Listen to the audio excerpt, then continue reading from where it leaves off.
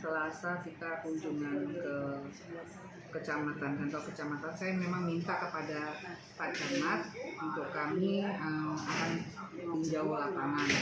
Nah, di sana saya juga sudah memaparkan di beberapa yang terkait tentang saat berproses sampai dengan setelah berproses nantinya. Jangan sampai pansus ini menjadi tidak baik hasilnya. Jadi saya betul-betul walaupun cepat proses pansus ini, akan tetapi harus juga baik hasilnya, bahkan akan lebih baik. Nah, di sana memang pada saat waktu mau peninjauan tentu ada LPMK yang menghubungi saya, yang merasa tidak dihubungi atau tidak merasa dapat sosialisasi. Nah, otomatis langsung saya jawab, besok pagi jam 9 kami akan tinjau lapangan. Monggo hadir di sana biar saya jelaskan. Di sana saya jelaskan mulai dari administrasi pemerintahan, kecamatan, kelurahan, kemudian LPMK di dua belah pihak, baik itu LPMK Perak Timur maupun Perak Utara. Jadi di sana juga saya sampaikan pemerintah kota akan bertanggung jawab, nanti ada surat perwalinya yang setelah digedok oleh DPRD bahwa di sana tercantum dalam pasalnya bahwa ada surat perwali untuk sistemnya selanjutnya pelaksanaannya. Dan kami menekankan bahwa dari segi camat yang harus juga bertanggung jawab tentang kepengurusan administrasi masyarakat yang ada di dua kelurahan yang akan digabung itu menjadi 20 RW yang semula masing-masing kelurahan itu ada 10 RW sehingga menjadi 20 RW. Di 20 RW itu tidak berubah RW-nya tidak berubah, hanya disambung yang tadinya mungkin RT 1 di Perak Timur menjadi RT 11 kan begitu. RW 11. Jadi pada dasarnya berkantorkannya juga sudah jelas akan sementara di masing-masing kelurahan, hanya saja Pak Lurahnya kan satu. Jadi mondar-mandir harus juga ke Perak Timur dan juga harus ke Perak Utara, tapi satu Pak Lurah.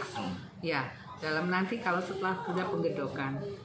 Nah, setelah itu dari sisi Dispenduk Capil juga sudah akan menyelesaikan 1 hari 1000 KTP yang sudah dikoordinasikan pula dengan Dispenduk Capil Pusat.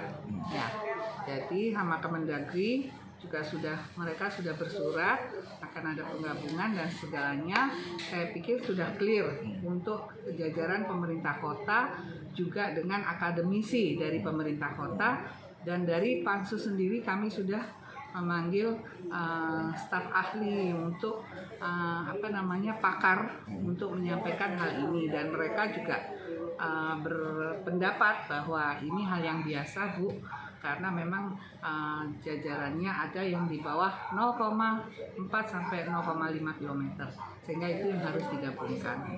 Nah, kenapa harus digabungkan itu sesegera mungkin? Sebetulnya tidak. Ini proses dari mulai 2018, sehingga ini baru berproses 2021. Makanya pansus ini akan kami garap secepat mungkin. Di sana di Perak Utara maupun di Perak Timur itu tentu aja ada beberapa pebisnis termasuk saya. Saya pun juga cari uangnya di luar dewan. Saya punya perusahaan pelayaran di Tanjung Perak dan bongkar muat juga ada di Kalianak. Jadi saya minta proses dari penyesuaian domisili itu yang terpenting, sehingga tidak menghambat pebisnis yang seperti mungkin kemarin diusulkan oleh rekan-rekan kami ya.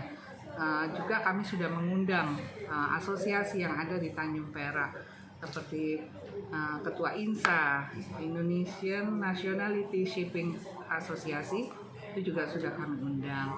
Kemudian APBMI juga sudah kami undang. Jadi APBM jadi asosiasi perusahaan bongkar muat ya itu juga sudah diundang. Kemudian mungkin ada yang lain-lainnya lagi, ada 4 yang kami undang dan mereka pada dasarnya tidak masalah, yang penting mereka bisa terbackup dari domisili untuk surat menyurat invoice mereka supaya tidak terganggu itu. Dan lagi pembayaran pajaknya karena ini nasional ya, kalau di Perak itu rata-rata perusahaan nasional, sehingga jangan sampai itu menjadi kendala bagi pebisnis ya, termasuk saya sendiri kan juga begitu.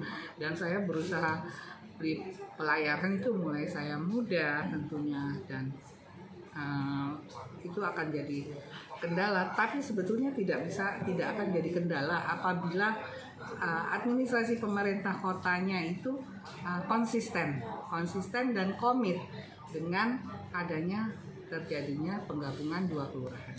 Bu, setelah